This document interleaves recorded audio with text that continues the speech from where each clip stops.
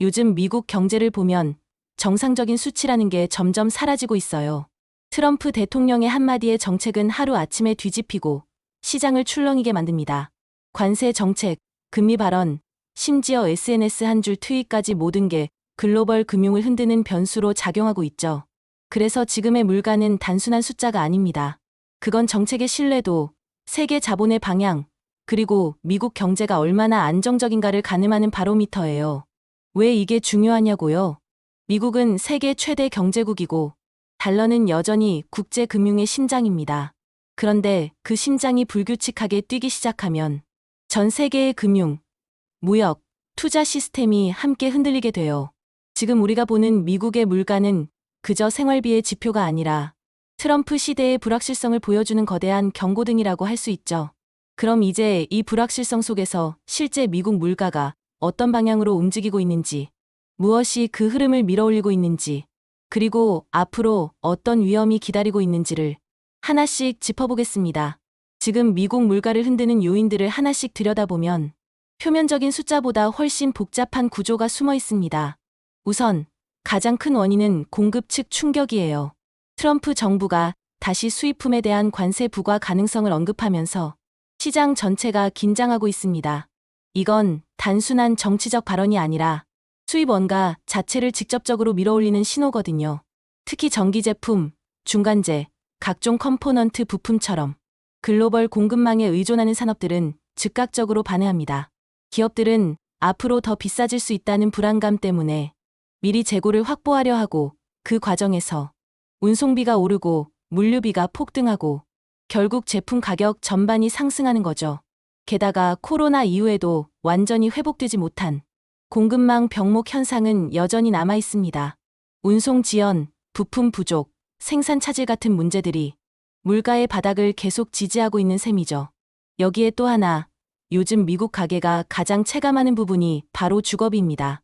집세 항목은 현재 물가 상승을 이끄는 핵심 축이에요. 미국은 여전히 임대료 상승세가 가파르고 주택담보대출 금리까지 올라가면서 주거비용 전체가 구조적으로 압박을 받는 중입니다. 이건 단순히 월세가 오르는 수준이 아니라 집을 가진 사람과 그렇지 못한 사람의 격차가 벌어지는 구조적 인플레이션이에요. 다음은 노동비용, 즉 임금 상승이죠. 노동시장이 여전히 빡빡하다 보니 기업들은 인력을 붙잡기 위해 더 높은 임금을 제시해야 합니다. 문제는 여기서 끝이 아니에요. 기업이 올려준 임금은 다시 생산비에 반영되고 그 비용은 제품 가격으로 전가되면서 결국 소비자가 부담하게 됩니다. 이건 일종의 순환고리예요. 임금이 오르면 물가가 오르고 물가가 오르면 다시 임금 인상 요구가 커지는 구조. 그리고 이런 흐름의 밑바닥에는 기대 인플레이션이 깔려 있습니다. 사람들이 앞으로 물가가 계속 오를 거야라고 생각하기 시작하면 그 생각 자체가 실제 인플레이션을 현실로 만들죠. 근로자들은 더 높은 임금을 요구하고 기업은 그걸 대비해 가격을 미리 올립니다. 그 결과 인플레는 심리적 자기실현이 되어버려요. 심지어 이런 기대 인플레이션이 높아지면 연준에서는 금리 인하를 주저하게 됩니다. 즉, 기대 심리 하나가 중앙은행의 결정까지 바꿀 수 있는 수준인 거예요. 마지막으로 잘 알려지지 않았지만 중요한 부분이 있어요. 바로 통계의 품질의 리스크입니다. 최근 들어 미국 정부의 예산 삭감과 인력 축소 때문에 노동통계국이 물가 데이터를 수집하는 기반이 약해졌다는 보도가 나왔어요. 데이터의 신뢰도가 흔들리면 시장은 더 불안해집니다. 게다가 2025년 10월 현재 정부 셧다운 우려로 CPI 발표 일정이 지연될 가능성까지 거론되고 있죠. 이런 식으로 자료가 늦게 나오거나 왜곡될 가능성이 생기면 투자자들은 더 조심스러워지고 결국 데이터 불확실성이 또 하나의 인플레이션 요인으로 작용하게 됩니다. 결국 지금 미국 물가는 단순히 가격이 오른다는 이야기가 아니에요. 공급의 불안, 관세 압박, 주거비 상승, 임금 전가, 기대 심리, 그리고 데이터 리스크, 이 6가지가 동시에 작동하면서 물가를 위로 끌어올리고 있습니다. 그중 어느 하나만 잡히더라도 숨통이 트이겠지만 모두가 한쪽 방향으로 움직이고 있다는 게 문제예요. 그래서 지금의 인플레이션은 숫자보다 훨씬 더 깊고 시간이 지나도 쉽게 꺼지지 않는 불씨처럼 남아있는 겁니다. 이제 이 물가 흐름이 앞으로 어떤 결과를 만들어낼지 조금 더 현실적으로 짚어볼게요. 가장 먼저 주목해야 할 건 연준, 미국 중앙은행의 딜레마입니다. 연준은 두 가지 목표를 동시에 추구하죠. 바로 물가 안정과 최대 고용. 하지만 지금처럼 물가가 3% 안팎까지 다시 올라가려는 움직임을 보이면 문제가 복잡해집니다. 금리를 쉽게 내릴 수가 없거든요. 인플레이션이 살아있는 상태에서 금리를 인하하면 다시 물가가 불붙을 위험이 크니까. 그래서 연준은 당분간 고금리 유지 혹은 추가 인상 카드까지 열어두게 될 가능성이 높아지죠. 그런데 이와 동시에 경기 둔화 조짐도 분명히 있습니다. 고용이 느려지고 기업 실적이 꺾이기 시작하면 정치권이나 시장에서는 금리 인하 압박이 커지게 됩니다. 결국 연준은 물가를 잡을 것이냐, 경기를 살릴 것이냐 사이에서 또 한 번 힘든 선택을 해야 되는 상황에 빠집니다. 그게 바로 지금 미국 경제가 마주한 가장 큰 딜레마입니다. 이런 상황이 계속되면 소비자와 기업의 부담은 점점 커질 수밖에 없습니다. 물가가 오르면 같은 돈으로 살 수 있는 물건이 줄어드니까 실질 구매력은 떨어지고 특히 고정수입자나 저소득층이 제일 먼저 타격을 받게 되죠. 이건 사회적 불평등을 더 키우는 요인으로 작용합니다. 기업 입장에서도 상황은 녹록지 않습니다. 원가가 올라가면 수익성은 줄고 그걸 보전하기 위해 제품 가격을 올리면 소비가 위축되죠. 소비가 줄면 매출이 떨어지고 매출이 줄면 다시 고용과 투자가 줄어드는 악순환이 생기는 것입니다. 결국 고비용저 성장의 늪으로 빠질 위험이 큰 것이죠. 세 번째로 자본 흐름의 변화도 간과할 수 없습니다. 미국이 지금처럼 물가와 금리의 불확실성을 키워가면 글로벌 자본이 안정성이 더 높은 곳을 찾기 시작할 가능성이 커집니다. 즉, 달러가 약세로 돌아서고 미국 국채의 매력이 줄어드는 현상이 나타날 수 있습니다. 그동안 전 세계 투자자들이 미국 자산은 안전하다는 믿음 아래 돈을 몰아넣었는데 그 신뢰가 흔들리면 유럽이나 일본 혹은 일부 신흥국 시장으로 자금이 흘러나갈 수 있습니다.